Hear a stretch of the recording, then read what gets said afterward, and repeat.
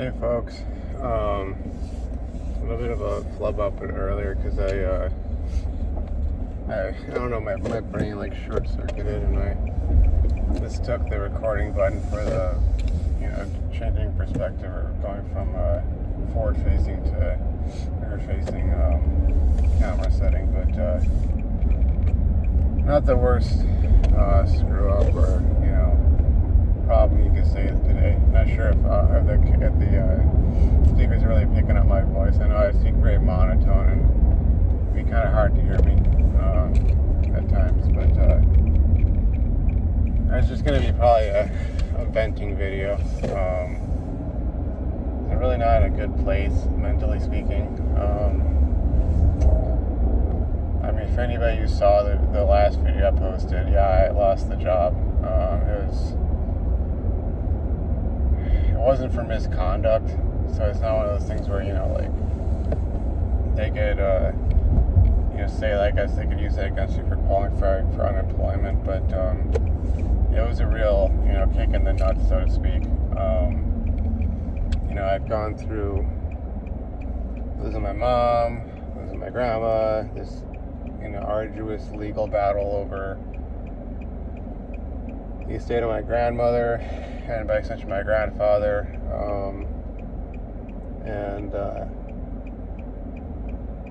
this whole struggle to get through these courses while also, ramping up my job search, thinking I'd, sort of stuck the landing, if you will. Not to use I guess that's sort of a skateboarding or biking or mountain biking term. Did a little bit of that stuff when I was much younger, so I mean that's why I think I've heard about that or know about that. But I thought I'd stuck the landing, and then that fell through, and I was prioritizing the job over my classes, so I got behind on stuff, and I did bomb an exam. I'm kind of going back and forth as to whether or not to drop one of my classes. It's really going to be up to what a certain professor tells me at the university that I'm trying to apply for graduate school to, whether or not all my efforts have been in vain, or if I really need to stay in that class, if a second W on my post-bac is really going to mess things up. That sort of deal. Other than that, I might just honestly try and really put the pedal to the metal and try and turn things around in the academic area, because I need something to stick, something to work out. I'm in a really bad spot mentally, like I've already stated, but but at the same time, there's this, I don't know, it's something that really, I'll be frank, it pisses me off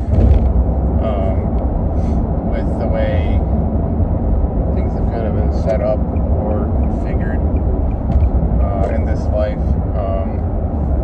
I'm sure a lot of other men, are faced with this sort of thing where, you're told that you gotta take on all sorts of responsibilities, that it's all up to you to make things work, you're on your own, but at the same time, being told to sacrifice your dreams, and there's some that I've worked for 2.5 years to get to the point where I could even conceive of applying for graduate school, and I've had enough hard-won experience to know that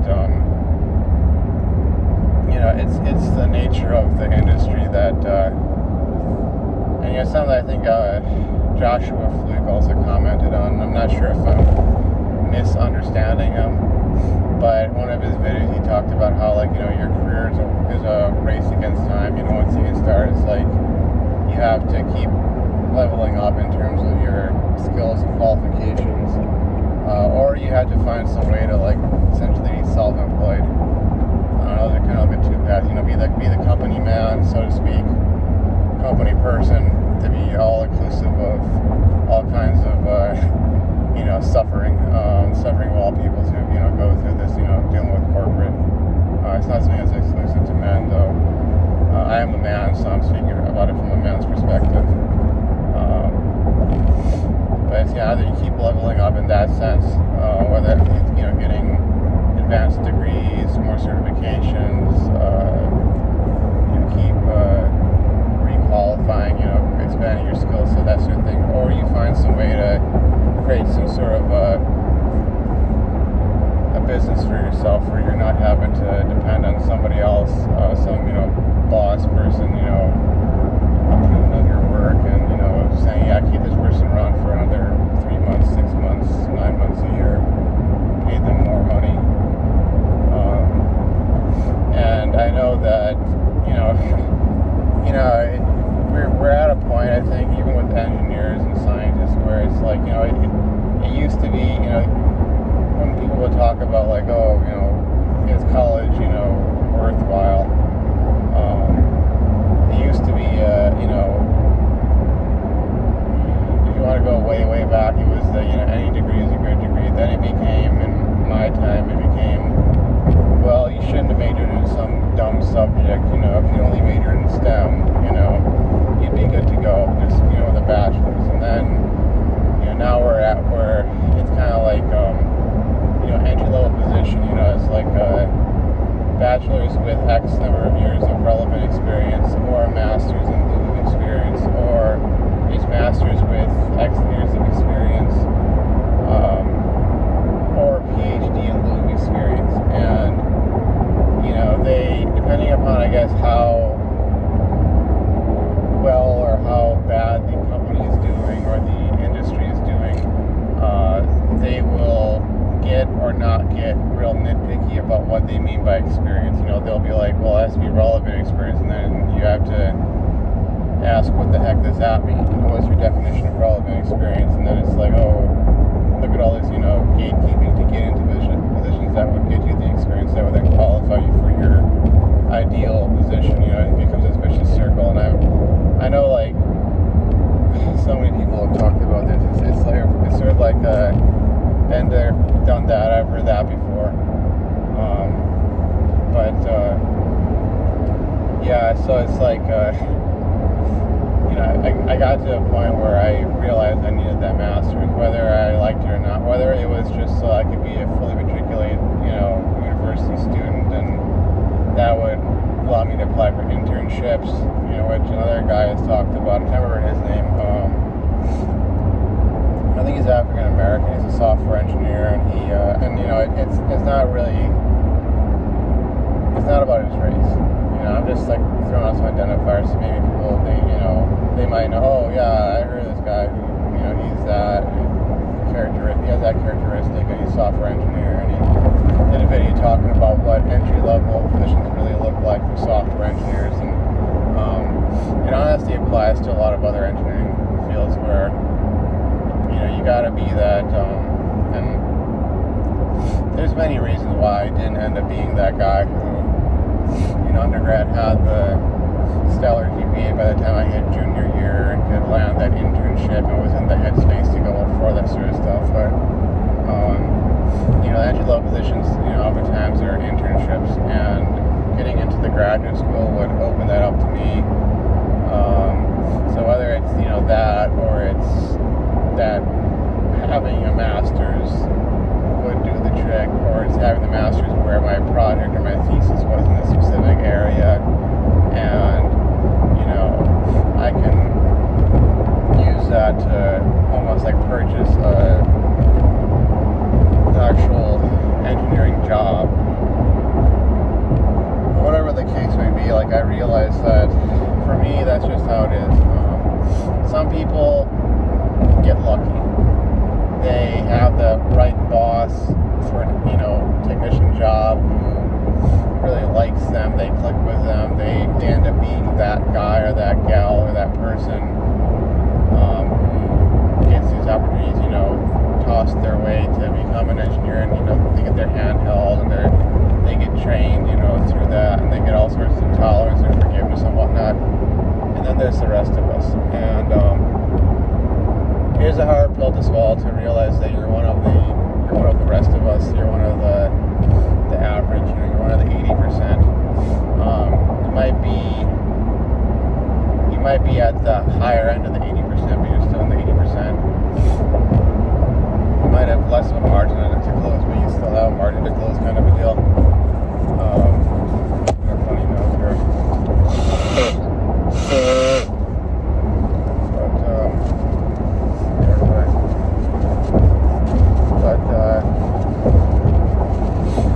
Yeah, that's part of it. Trying to explain that to people who don't really, and not out of malice, but they don't understand. Because, some of these folks are like family, and while I do come from a highly dysfunctional family, and there's grudges and resentment and love, stuff to hold against, others. It's like in a lot of the sci-fi fantasy stories I went to, where you have the good bad guy, the bad good guy. Nobody's 100% one thing or the other. In other words, most people are human, and they have varying degrees of good and evil in them. Good and evil things they've done, some more, some less, one way or the other. But trying to convey why it is so, I don't know, do or die at this point for me to take care of these courses once and for all, and with the right grades, and knock all that out and put an end to that. Why is that such a big deal? Why can't I just go and drop out and just get that job? I mean, I tried to do that. I tried to stick the landing, find a balance point. Admittedly, it was stretched thin, but I was, for the most part, holding the line, making adjustments, making arrangements, that sort of deal. But side note, that job really sucked. So it's kind of like, part of me is glad that I had to deal with that. It was, it was a constant case of not only having stuff thrown at me that they just expected me to pick up without any real support, even though they had indicated they'd be training me during the job interview. Newsflash, employers lie. I'm sure everybody, if you've worked, long enough, you've probably had an experience of, hey, wait a minute, this wasn't in the list of job responsibilities. Hey, you promised X, but you didn't provide that, having that stuff thrown at me, and then being yelled at when I, didn't pick it up or made some simple mistake that was easily recoverable from, or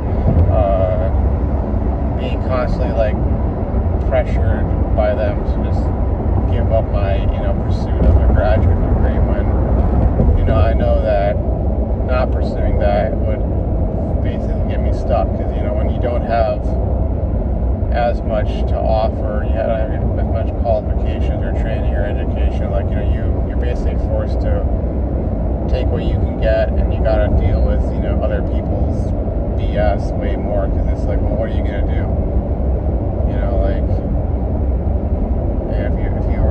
If you had a master's, or if you were a doctor in this subject, or et cetera, then you'd have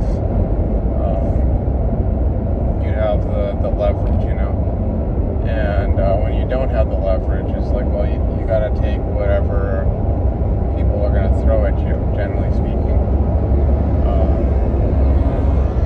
And it was stuff like, oh well, even if you get to graduate school and you got evening classes, we'll only give you 48 hours notice before you have to fly out to here or there, and I don't think that's gonna work out. I don't know about that, or whatever. And it's I don't have to deal with that anymore, but I gotta deal with the very real possibility of losing my grandparents' home, for not having a job, and therefore making it very difficult even with my dad's help to get a loan. All of that, and it would be bad enough that I was just completely isolated from the outside world, and it's one of the reasons why you can say I did this to myself to a certain extent.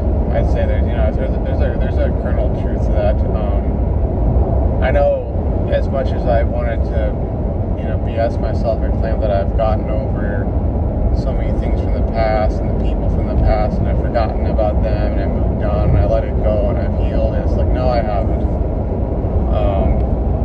So what I'm about to say is that, essentially I looked up some of those folks, hey, kind of like, where are they now? And, I'd already done this, at least with one other person who I'd had a real freaking problem with. Not the one-itis girl who I'm about to talk about, but this other dude, and, he somehow landed the engineering job with just a bachelor's. He somehow has gotten married. I think he had to do like an arranged marriage or so. Like they got him hooked up with some girl from like within his community, which is fine.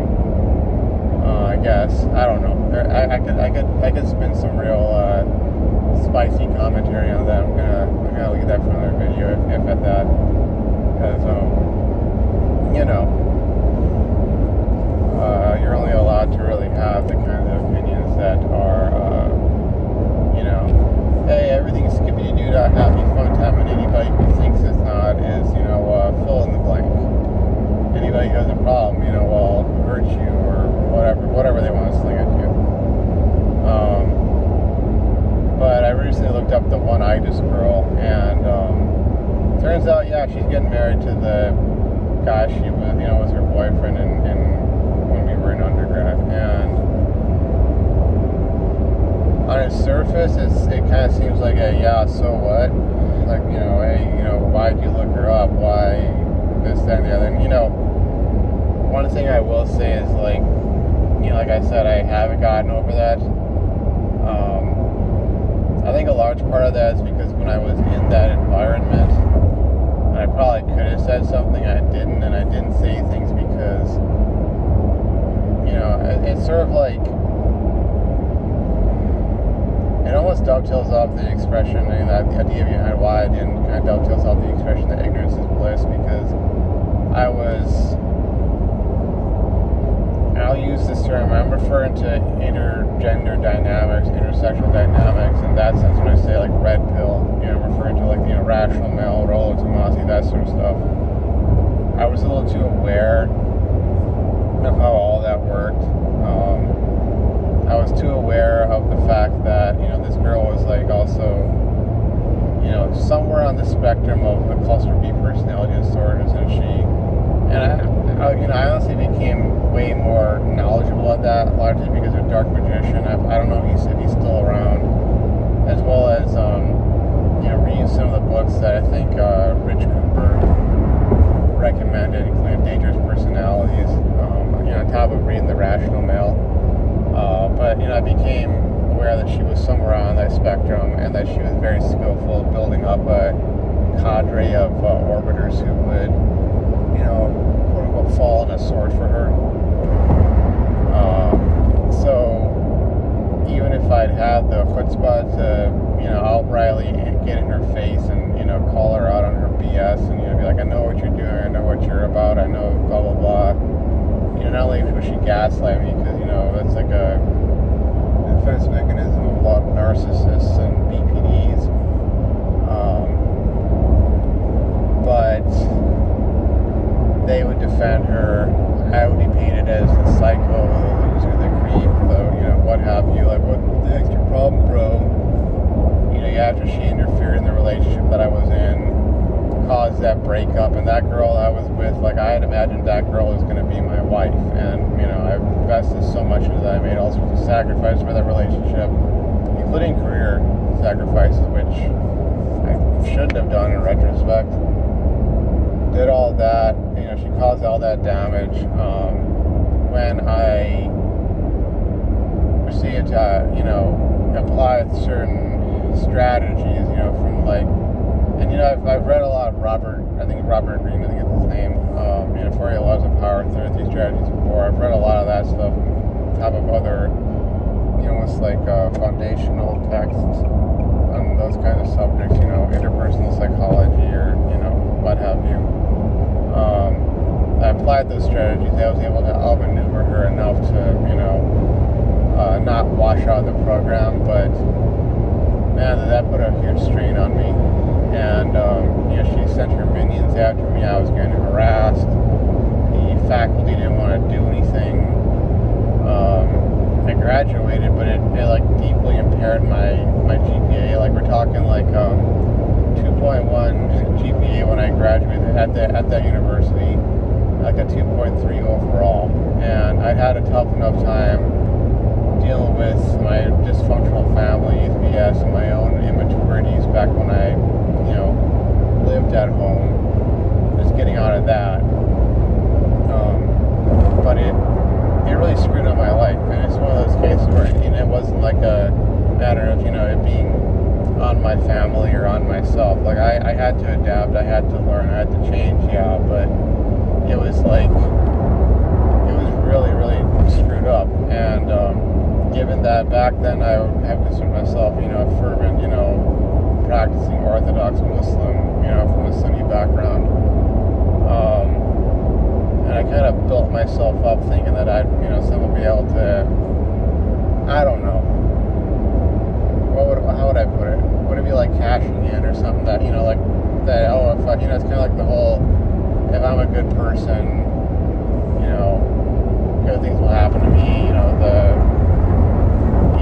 I very much believed in all that blue pill conditioning about what women wanted and what women cared about, and I applied that to Muslim women, and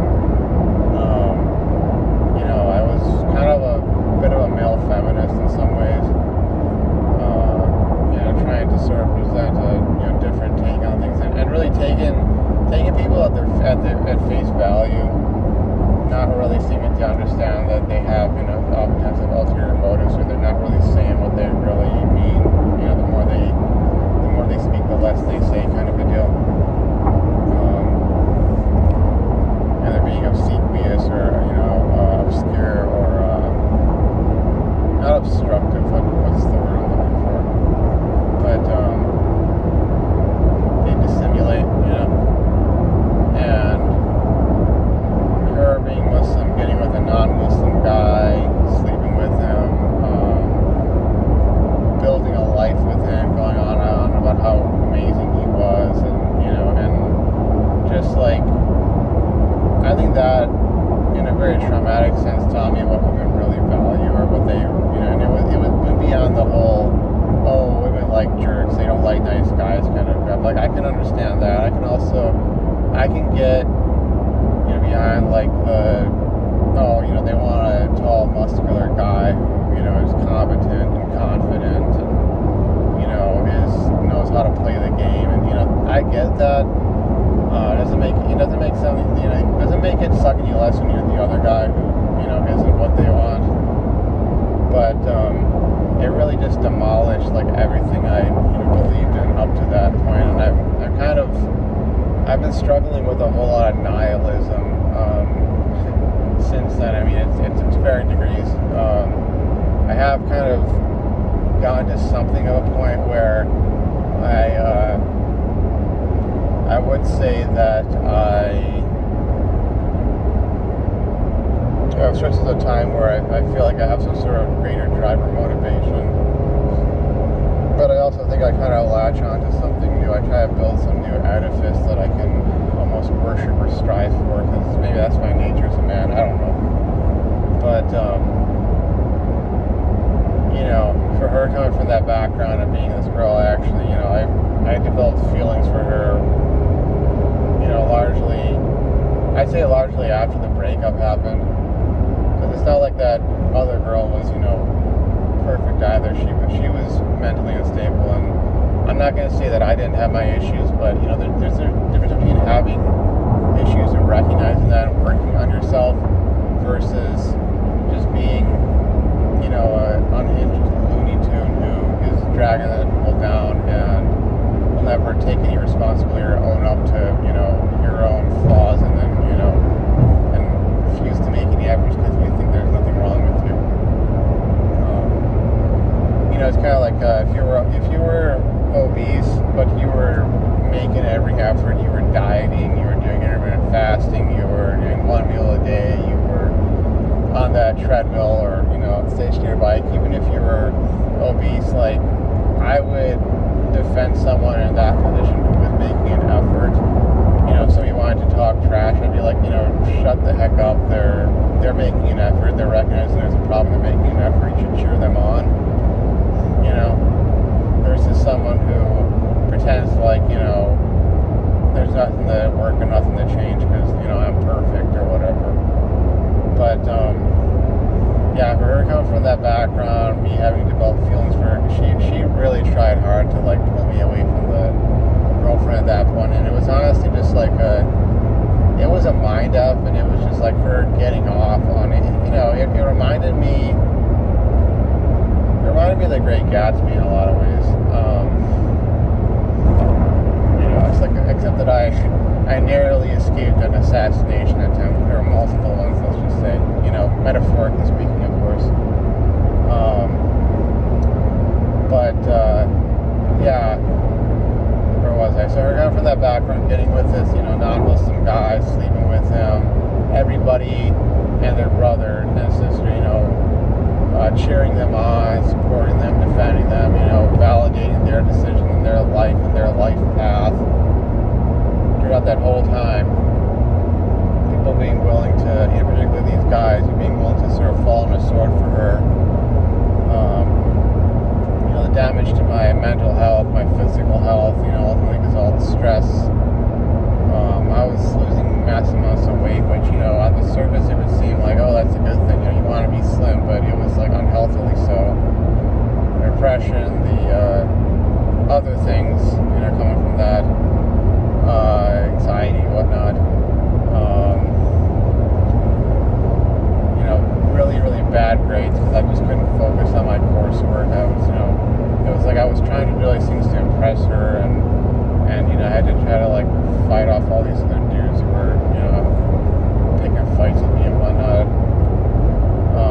I've gone through all of that, and then, you know, there was this other time, like after graduation, where I was working night shift, and I was sleep deprived, I was depressed, I was pulling extra shifts to try and pay off all these debts and whatnot, and, you know, there was a time I looked her up, and she had an Instagram back then, and she was posting about how in the middle of the pandemic she was flying out to like the southeast. I mean, I think she took the photos in like Florida Keys, but you know, that area with the islands down by Miami. I think she might have been actually like in Georgia, based in Georgia, you know, for that trip, and then she traveled down through Florida, where, you know, I'd lived at one point. I mean, I lived in northern Florida, but you know, she's posting all about that, and it's like, you know, she was working for some institute that was funded at least partially by taxpayer dollars, and she's not from this country, she's not a citizen. She got to live that kind of life while people like myself are having to slave away at night, paying off all sorts of debts, you know, the majority of my income, you know, being depressed, being sleep deprived, being in, you know, physical pain, you know, mental torment, etc., etc., etc. And, you know, it's called into question so many damn things. Like the religion part, that's kind of obvious, you know, the whole, well, you know, weren't you being a good Muslim? Why would she be into that? Oh, well, you know, they're not really into that, you know. That's, you know, it's, I mean, I'm sure it's something that Christian men have dealt with, Jewish men, etc., you know, like any guy who's at all religious or, you know, spiritually oriented has had to deal with that kind of stuff when it's come to dating and relationships, you know. Even some very secular men who have, you know, a moral code that approximates what, you know, the Abrahamic or other faiths, you know, teach.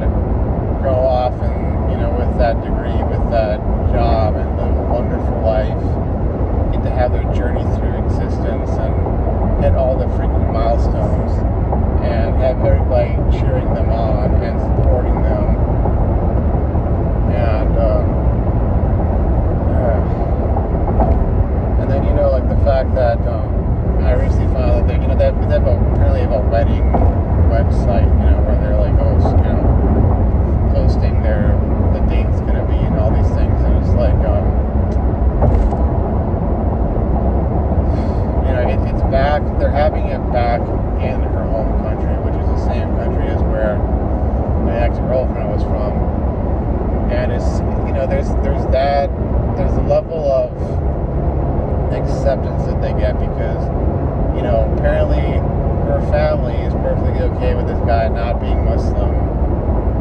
They'll probably have some token conversion ceremony if they do that at all, and he'll be going around, saying Assalamu alaikum to everybody, and they'll be like, oh, so enamored with him being this blonde-haired, blue-eyed, Swedish guy. And it's that sort of like that rewriting of the religion to, make everything they've ever done to not be a mistake, but it was God's will,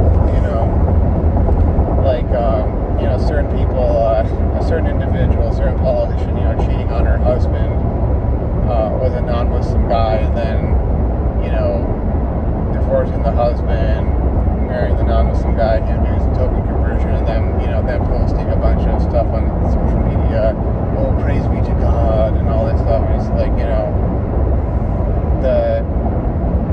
the ability to completely disregard rank hypocrisy, and the fact that they'll have that support and that acceptance. And then I compare it to how things were with my family, where my mom actually confused the two girls. She thought that my girlfriend was this girl, and this is back when the girl, wore a headscarf and was, giving off the vibe of being a practicing Muslim and all that, and how my mom freaked out and was like, oh no, not that girl, not any girl like that. I won't accept that. Why can't you just find a, blonde-haired white woman, sort of a deal. And it's just like, how difficult my family made things for me, just like how, compared to how much they,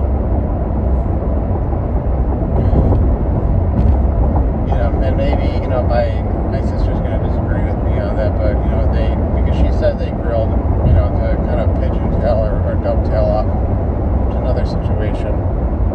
They supposedly grilled, my sister's fiance, and, asked him all these questions about this, that, and the other, and, made sure that he proved himself to them or whatever. But because he's also white,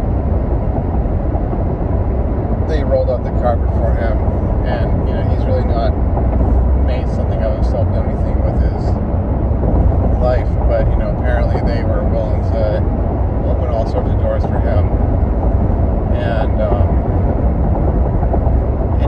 it really hurts, and it really angers me, and, yeah, you can say again that, to some extent I did it to myself, but at the same time, it's kind of like, I don't know, what the hell, because I see all the best of this happening in my life, and that, there's probably gonna be more stuff. I mean, to get my grandma, my dearly beloved deceased grandmother, and I hate the fact that I'm living in a world where she's no longer alive. It really was the end of an era for her to go. All the things that she saw, and the wisdom that she had, and the perspective that she had, and the things that her and my grandpa had to overcome. But she said, you gotta be ready. Things are gonna get worse. More bad stuff's gonna happen. And it's just like, I don't know,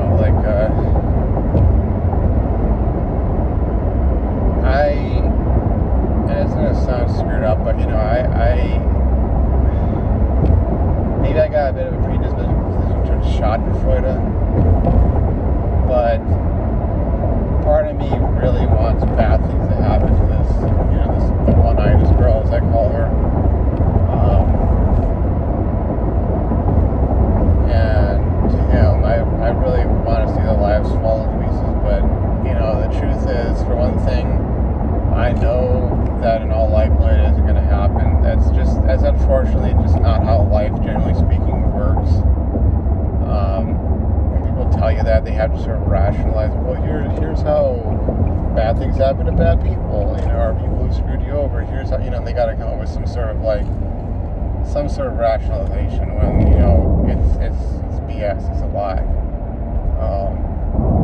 Or at least it's just false. They might not be lying to you intentionally. But, there's that. There's the fact that I think with the fact that I saw my mother die, my grandma passed away, I've seen how fast my father's aged, how much I've aged, and the fact that I'm, only a couple of years off now from 40, which seems just like shocking to me. To a certain extent, I guess because I just haven't really done much with my nearly 4 decades on this earth, which would then kind of help me to sort of cope or process that and go, well, I was doing a lot of things. It's like, well, no, you weren't. It's I don't know, it's effed up, but it's kind of like you don't really have the time to wait in the wings hoping that you're going to see something bad happen to them. You don't have necessarily the energy or the support of the law or society with a capital S to go seek out justice, at least not in a direct manner.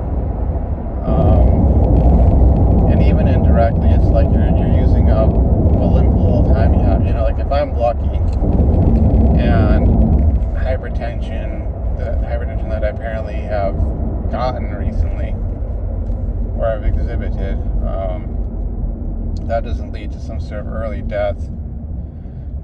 If I make it to around your average age, I got maybe like 35 to 40 years left, and that's really not a lot of time. And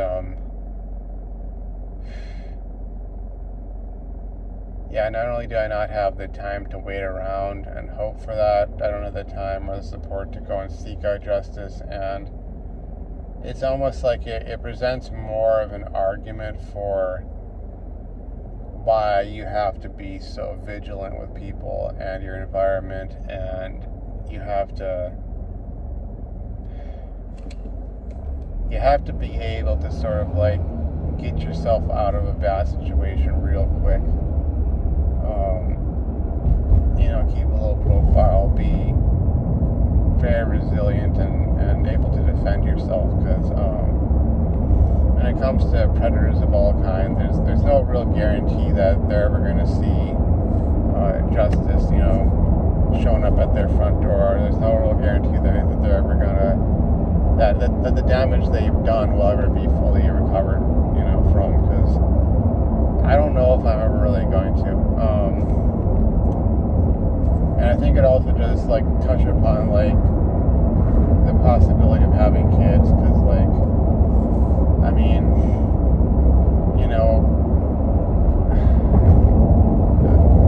I still have a problem with GMO. It might not be as much of a mystery as it once was. Maybe able to get through stretches of time where I'm not as affected, but it's still a huge problem. And I do think about like, okay, like for one thing, I can't really consider having kids if you can't get a wife. You can't consider getting a wife if you can't get a girlfriend. You can't consider getting a girlfriend if you can't even get a girl to hang out with you. And the fact that most women these days, particularly in the West, have been essentially by the time they get around to thinking about marriage, it's like they're basically like the what role is they? It's kind of like they use the strategy of what was that movie? It was I think it had Richard Gere and Julia Roberts in it. I'm trying to remember the name. It was like a 90s movie. It was like Pretty Woman, I think. Yeah, Pretty Woman. They kind of think that they're going to be able to sort of pull that off, and that's their strategy of just, they'll sleep around, they'll go through their party phase, or their hoe phase, and then, somehow, through some miracle, they'll find that guy who's got his act together, but he's also, magnanimous or desperate enough, or, virtuous in the way they want a man to be virtuous enough that he'll just, forgive them all their indiscretions. Heck, they won't even be indiscretions. They'll just be part of her journey of self-discovery. And, he'll give her the, wonderful life that she thinks she's owed. and then that'll be that, and they'll ride off into the sunset, so to speak. But yeah, you can't even consider having kids if you can't get through all those preceding stages, and it's something to think, something to think about, consider. It is something to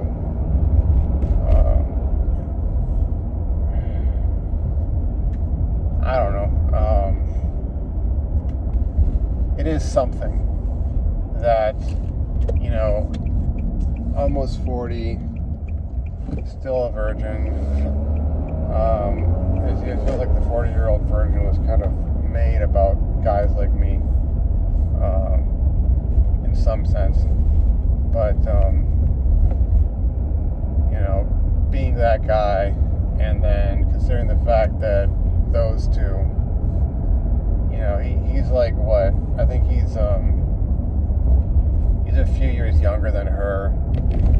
He somehow waltzes in, doesn't have any of the hang-ups or issues I've had from my, crummy upbringing. Is able to check off all the right boxes, just effortlessly gets the girl. And it's not like he was, some Dolph Lundgren, jack bodybuilder dude with, a master's in chemical engineering or something like that, and a Hollywood star, like that would be like, that would actually, it wouldn't be any less messed up, but it would, without a doubt, make a whole lot more sense to be like, oh, yeah, the guy who's, jacked and loaded, and he's got the, the chiseled good looks, he got the girl. Who would have thought? That would make perfect sense. And I at least be able to, I think I'd be able to,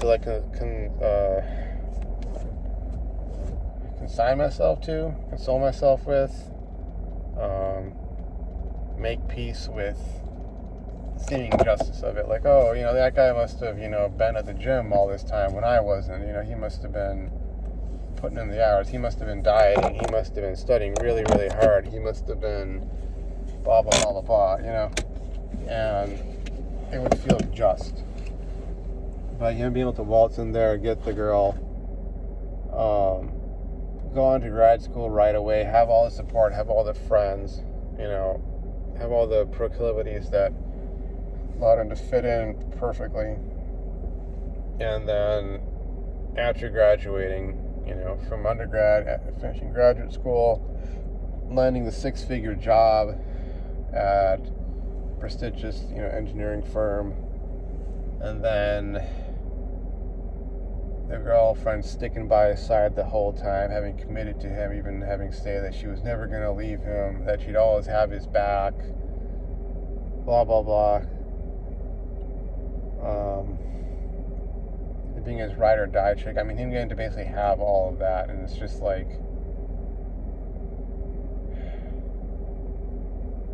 it really makes you wonder, why I even go on, why I haven't just, precipitated, myself in, with alcohol and drugs and all that. I've kind of done that to a certain extent on and off with, PMO, but, yeah, I don't know. That's kind of where I'm at right now, and I just parked at the school, so I'm gonna head in because I'm really, really late. I'll have to talk to the professor, maybe taking the quiz on Thursday, and it's probably gonna be a back-to-back quiz, but because I'm just, I'm really not feeling it right now. Had a really tough weekend after getting fired, and it's I don't know. It just seems like it.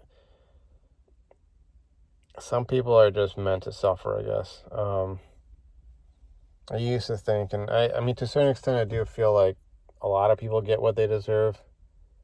More often than not, but then again, there's more often than not or more often than I would like to accept that there's, a lot of injustice in the world, and people just to one degree or another get screwed over for no freaking good reason, and it's just it's BS. So I don't know what I'm gonna do. I guess I don't really have any option other than to go forward with things and try to find a way out of this. But, and heck, even one last thing, even thinking about the whole having kids thing, damn, like, if I had a son, like, I'd be so afraid for him. I wouldn't know what to tell him. I wouldn't want to tell him that, it's all doom and gloom and you're going to get screwed over, you're going to have your heart broken, you're going to go through so much pain and suffering. But at the same time, I wouldn't want to try and give him this sort of rose-tinted, everything's just going to be, skippity-doo-dah, happy fun time all the time, or it's ever going to be like that, it's like, I don't know. I'm agnostic to a lot of things in life right now. So, anyways, that's it for now. Thanks for watching, and hopefully I see you around. Bye-bye.